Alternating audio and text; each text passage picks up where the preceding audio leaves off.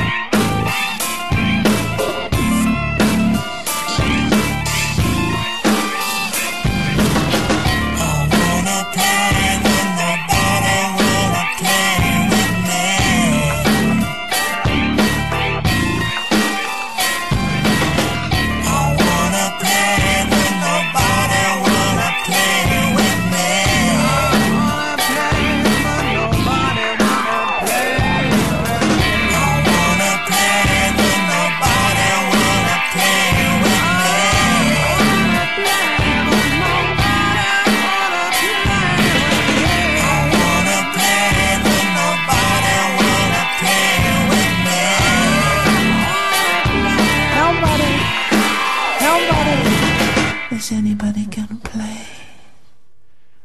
Good morning, it's Pratik Barman and Andrew Cross, and if you just tuned in, you're listening to 97.3 FM and we're chatting to Ilya. Crossy, continue the interview. Joanna, can you hear us? Now can Joanna hear us? I can hear you. Yes. I think it's really funny listening to the song like that, kind of. It's like it's coming out of a little tiny tube. I wanna play, but nobody wanna play with me. You sound just like the singer of that last song. It sounds great, actually. I just suddenly realised what the lyrics are right here. I thought, oh my God, he's going to ask me things about lyrics, and I can't, and I'm stupid when it comes to that. I can't remember anything. Got to be done, unfortunately. Right, okay, so let's talk about Ilya, yeah? Yeah. Now, the first album I heard from Ilya was They Died for Beauty in 2004. Yeah. The reason, Did you not hear the EPs before They Died for Beauty? No. I think I read about it somewhere that it's from Bristol. It's trip hop. I was a massive well, exactly. Yeah. Massive Portishead fan, so I bought it. Yeah. Nothing like Portishead at all. No, it's totally but it's still a brilliant yeah. album. So thank God for that. Pratik doesn't like Portishead. He's one. I know. There's two type of people who in the world who like music: Portishead fans and idiots. Basically. Did you say an idiot? Yeah. But I don't know why. Why do you think they classed it as a trip hop album? Oh, it was down in funny places in record shops. You remember record shops? We used to have them. Vaguely. Yeah, I don't know. Trip hop, electro. It was under. And I thought it's so none of. I don't know actually. I have no idea. It was quite down tempo, wasn't it? With Yeah. Well, it was epic, easy listening, really. Well, I mean, exactly. Luscious melodies I've written. That's the singing on it was obviously superb. Yeah, well, it's okay. It was okay. I listen to it now and I think, oh God, I wish I could re-sing the whole thing again. But you think you sang better in favourite albums, yeah? Or I do. I really do. But I have to admit that that's just me, because a lot of other people may not agree with that. But I just feel I've really found my voice more later down the line, and that it's a bit one-dimensional in the early stuff. Yeah, fair enough. Well, the one of the first songs I fell in love with was Bellissimo. Yes. And that was used in adverts, wasn't it? Like Revlon, was that? Revlon and Casherelle, yes. That kept us paying the rent for years. That song did. It was do you get a little fee every time they play it? Yeah, no, we got massive fees. Wow. No, we got, like a massive kind of advance for those companies using that song. It really was our kind of bread and butter. Incredible that one song could do that, for about 10 years, I have to say. So how many swimming pools do you have? How many what? Swimming pools do you have? No, well, we're loads, because there's buckets everywhere at the moment with the rain. Small jacuzzis going on. And that's when you were signed by Virgin? Yeah, signed to Virgin, yeah. So I got to ask this question. Did you meet Richard Branson? No, because he didn't own Virgin by then. I think it already sold. I see. Yeah. So obviously on that album as well, we had songs like Heavenly, which was that was very laid back, trippy song. Yeah. Dogs Sleeping on the Ice. I loved that song. I love that line. I love the way you really like the same lines that I really like. It's really funny because when you've been emailing me and then putting odd lines, I think, God, that's so fun. But you haven't done one of my favourite, which are Mosquitoes Fly Drunk from My Arms. But maybe that's because that's on one of the EPs. Yeah, I don't think I've heard any of the EPs, but I will be getting them. Oh, so you didn't hear Asleep at the Wheel?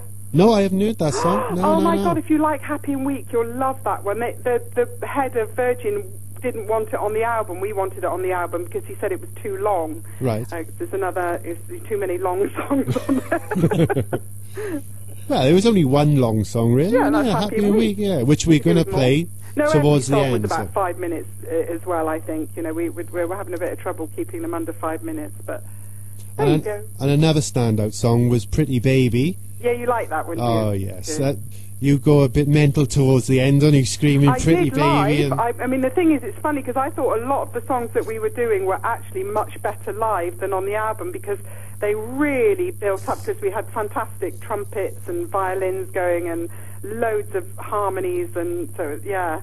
Yeah. Are you doing many live performances lately? At the moment, the only live performances we're doing, I have a girl band called the Tender Trap, which is it's great. We're 3 lead vocalists, absolutely, they're great singers. But one of them plays drums and the other plays Hammond, puts all the bass lines in and the keyboard parts, and we do like 3-part harmonies of really ridiculously cheesy songs like My Delilah. And that's good. Do you know what? You should come on to BRfm into our studio and you can perform and have a go at that. That will be happening. It's a great band. But I also do work with Nick as well, so we're in the middle of writing another album actually at the moment, another Ilya album. Excellent. Which is going to be fantastic. So I'm really enjoying doing that. But right, let's get on to the second album. This was Somerset. Somerset. Was this after you left Virgin, or? Yeah, this was after Virgin. And it was first put out through Universal Digital when the whole digital thing just first started. But they were so rubbish at promoting it. We took it off there and started to attempt to make our own way of selling music. And but I have to say, sort of 7 years down the line, I'm still absolutely rubbish at it. The police are coming to arrest you for it. Sirens are just coming to get you. Not again. We don't want that again, do we, Pratik? That was more of an organic, rowdier sound, according to Wikipedia, which you probably agree with. It was not as smooth and epic. It wasn't as polished. It was definitely much more real and kind of intimate sounding, yeah. There's one song on there called In the Valley that used to make me cry every single time I listened to it. I do love that song actually. That Nick wrote that. It's a fantastic melody, and it's a great. Yeah, I really like that song. And there was another song on it called Wonderful, which could easily have been on the first album actually, when it was quite I think similar. You're right. Yeah, I think yeah. And another great song was called Sleepwalking. That was a beautiful song. Yeah. Oh, thank you. See, I'm a fan. I'm not. You know what I mean? I could have this conversation on the pub with you, really. And then in the next album was the Cherry one, which I cannot find on the sheet. Carving Heads on Cherry Stones. That's the one. Yeah. I only heard that once until I downloaded it on Thursday. Yes. And I've heard it a few times since. There's a lot of what's the word? Foreign language songs. Well, is that all in one language? I made language? up myself actually because it got to a point where lyrics. I was having a real problem. No, Nick is the biggest lyric writer in Ilya. He's you can't stop him. They just flow out all the time, and he's fantastic. So most of the best lyrics are written by Nick. Crap ones are written by I was got to a point where I just found like I didn't know what I was not believing anything I was talking about or singing, and I wanted to kind of get away from it and just use my voice more like as an instrument of passion with just sounds, you know. So it was an experiment, that album, of just kind of being much more free. So it's not an easy listening album, although I think there's some really good stuff on there, you know. Well, one of the tracks is called Into Happiness, and I love that immediately. That was a fantastic song. That is a brilliant song. That's just put down as it was, that song. Completely live. Yeah. And now we're going to talk about the last album, Fathoms Deep. Yeah. Now, I don't know whether you know this, but me and Pratik on our last show of 2012, Pratik did his top 5 top singles of the year, and I did my top 5 albums. Which was the single? What was your number one single? Number one single was Adele, Skyfall. Yeah. Because I love her voice, basically. Oh, yeah, she's amazing, but Gangnam Style was number 2, so that's my taste in music. Yeah, great. Whereas mine were obviously yourselves. It was Liars. Do you know what I mean? From America. Have you heard of Liars from America? Do you know? I haven't. No, they're quite experimental. There, that was quite a Radiohead-ish type of album. Yeah, wasn't it, really. Yeah. Men and Monsters, or of Monsters and Men. I always get it mixed up. Yeah. The wrong way around. Yeah. But yours was number 1, Fathoms Deep. Excellent. So basically, that album, more like old styley music, wasn't it, really? Completely, yeah. And even the approach to it, because we just took our favourite musicians into Rockfield out in Monmouthshire. Wales was the inspiration? Well, Wales.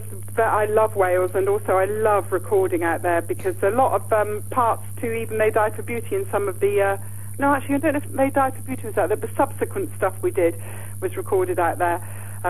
It's a great place. But, it was completely live, you know, just hand out some chord sheets to the band and then sort of say, this is the kind of feel, and then just grab it, you know, everybody playing off each other. And that is very old school, and it has its merits and its downsides, you know, but I think sometimes the merits are so strong that even if there's a lot of kind of blunders in there, it's worth having it, you know, because it's doing something different when you listen to it. I mean, for me, the end of 20 Fathoms Deep, I still can't stop giggling if I listen to it, because it's just so bloody exciting, you know. It is. It's quite mad towards the end of that. Yeah. Right, we're going to play a track from Fathoms Deep, and this one's your favourite, allegedly, Little Lamb. Yeah, I love this one, yeah. We like lambs here, don't we, in South Wales, Pratik? No, but you eat them. Right. That's all.